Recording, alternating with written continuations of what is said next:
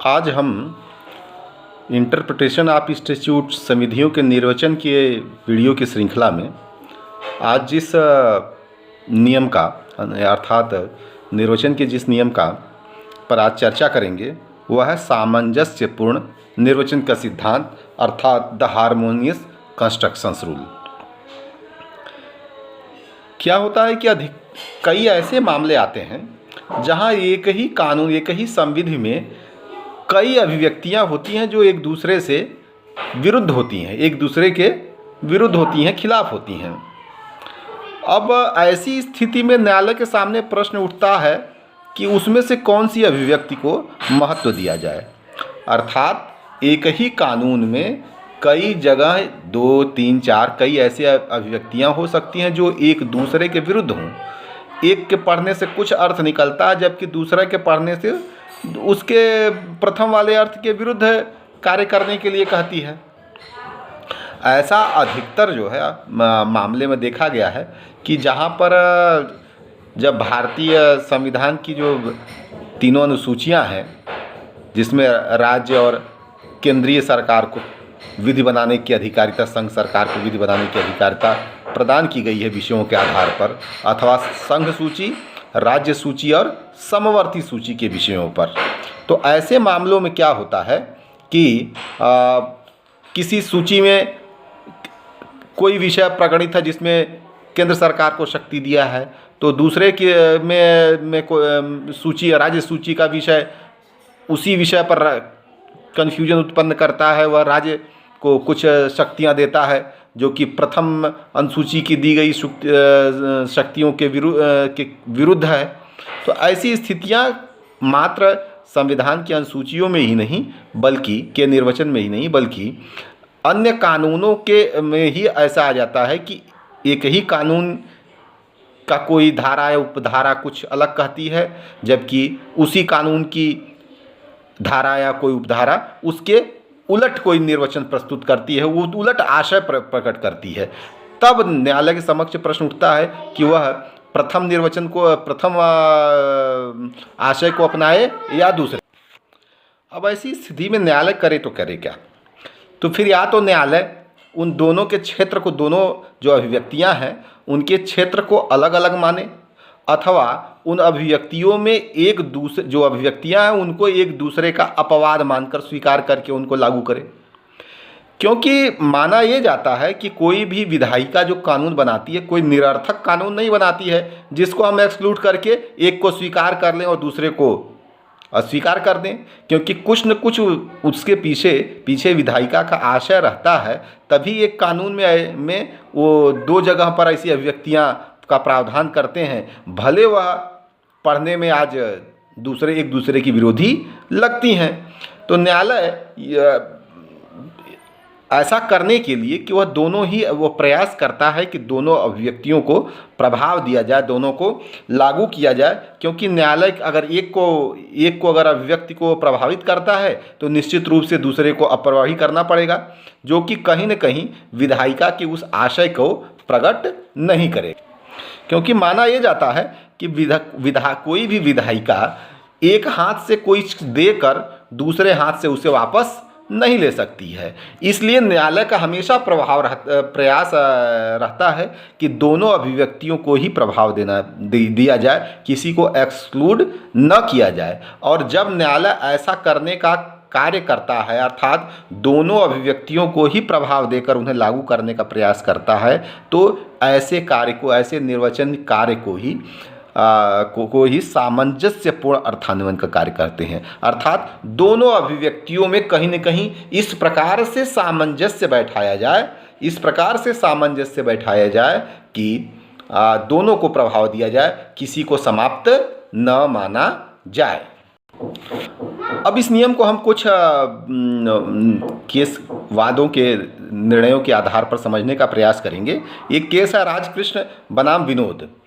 इसमें क्या था, लोक प्रतिनिधित्व अधिनियम 1951 की धारा 33(2) तथा 123(8) के बीच में विरोधाभास का प्रश्न था। जहां लोक प्रतिनिधित्व अधिनियम 1951 की धारा 33(2) ये कहती है कि कोई भी सरकारी कर्मचारी चुनाव में किसी प्रत्याशी का नाम निर्देशित कर सकती है या उसका नाम अनुमोदित कर सकती है। जबकि वहीं जो दूसरी धारा 123(8) है वो कहती है कि सरकारी कर्मचारी चुनाव में किसी भी प्रत्याशी का कोई हेल्प या मदद नहीं करेंगे। अर्थात यहाँ दो प्रकार के एक ही अधिनियम में, एक ही कानून में दो प्रकार की ऐसी अभिव्यक्तियां सामने आ जा रही हैं, ऐसे प्रकार के प्रावधान सामने आ जा रहे हैं जो दोनों का प्रभाव देना संभव ही नहीं है, दिख रहा है। क्योंकि एक जहां कुछ कह रहा है, उसका दूसरा प्रावधान कुछ उसका उल्टा कह रहा है। एक जहां कह रहा है कि कोई भी सरकारी कर्मचारी किसी भी प्रत्याशी का चुनाव में कोई भी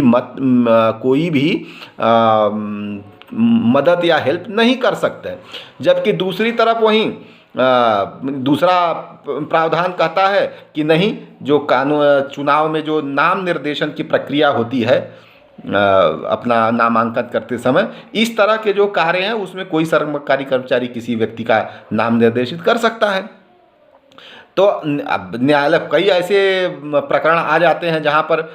कोई व्यक्ति सरकारी कर्मचारी होता है का से अपना नाम निर्देशित तो करवा लेता है और बाद में वह चुनाव जीत जाता है। तो अब चुनाव हारने वाला उसमें निश्चित रूप से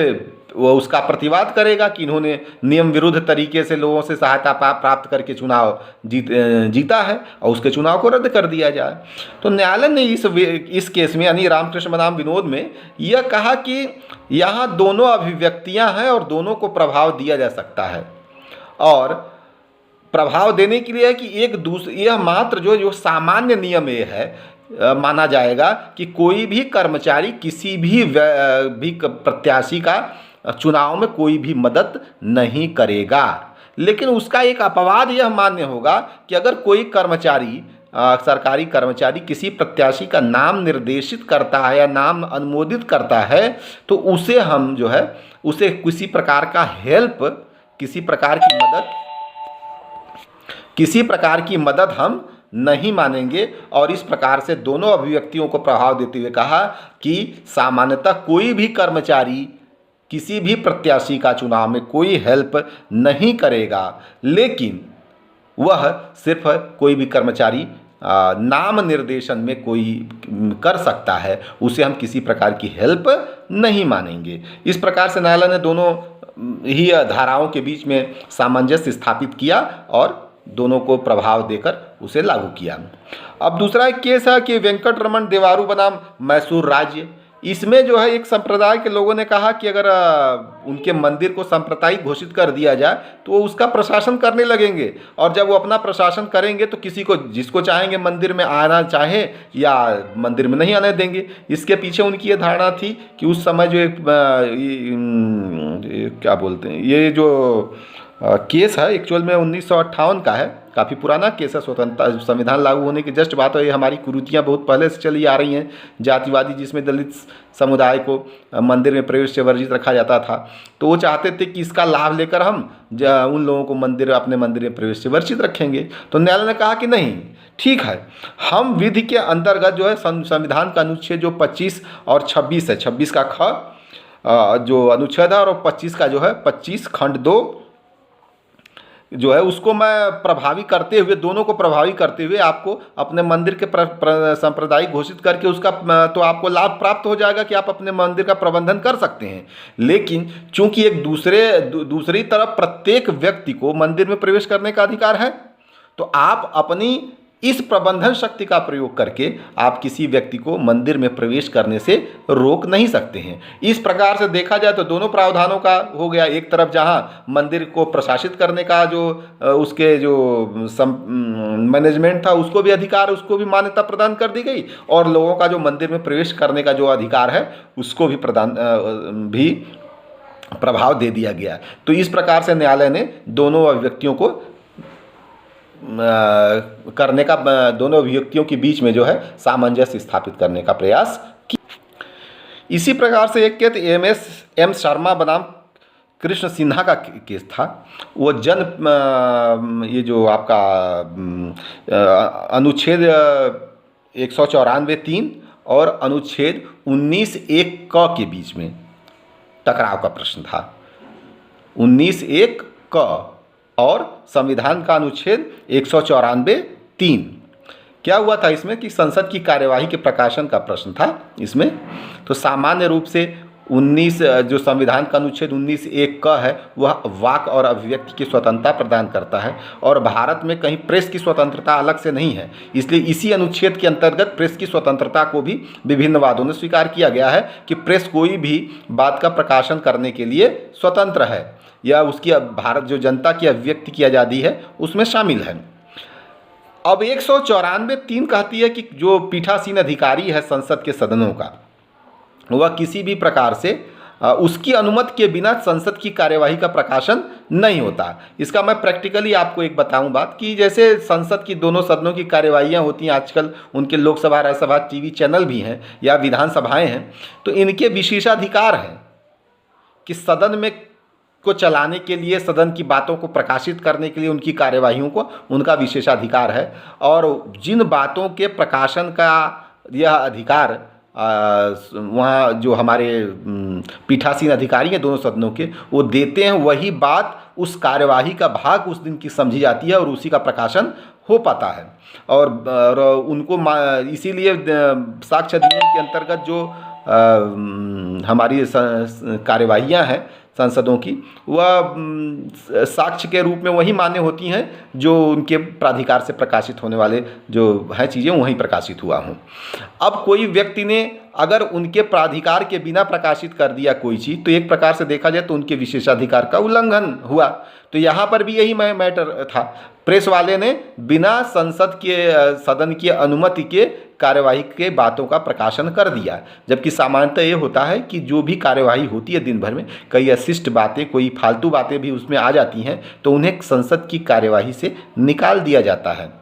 तो जो चीज़ें कार्यवाही से निकल गई, ना ही उनका प्रकाशन होता है और ना ही उन चीज़ों को मान्यता प्राप्त होती है कि सदन में ऐसी कोई कार्यवाही से गाली गलौज या इस तरह की कोई भी बात, अशिष्ट बात आ जाती है तो उसे संसद की कार्यवाही से निकाल दिया जाता है। और बिना संसद के पीठासीन अधिकारी की अनुमति के कोई भी संसद की बात, जो हमारे लोकसभा और राज्यसभा की अलग अलग हैं सदन हैं, उनकी बात प्रकाशित नहीं की जा सकती। अब यहाँ पर इनके ऊपर जो समाचार पत्र है उसके ऊपर बिना अनुमति के कार्यवाही के प्रकाशन की बात थी, सूचना के प्रकाशन की बात थी। अतः इनको जो है 194(3) अनुच्छेद के अंतर्गत भारतीय संविधान के विशेषाधिकार हनन का मामला उनको नोटिस दिया गया। तो इन्होंने बचाव लिया कि चूंकि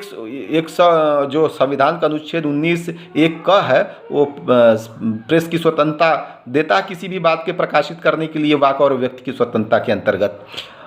अब दूसरी तरफ प्रकाशन से रोक भी है बिना अनुमति के। तो न्यायालय ने इन दोनों के बीच में सामंजस्य स्थापित करने का उच्चतम न्यायालय ने कार्य किया और कहा कि हाँ, सामान्य स्थिति में हर व्यक्ति को वाक और अभिव्यक्ति की स्वतंत्रता है और उसमें प्रेस को भी स्वतंत्रता प्राप्त है, लेकिन ये विशेषाधिकृत सूचनाएं हैं, ये उनका विशेषाधिकार है। अतः उनके अधिकार को भी 194(3) के अंतर्गत महत्व दिया जाएगा और जो विशेषाधिकृत सूचनाएं हैं बिना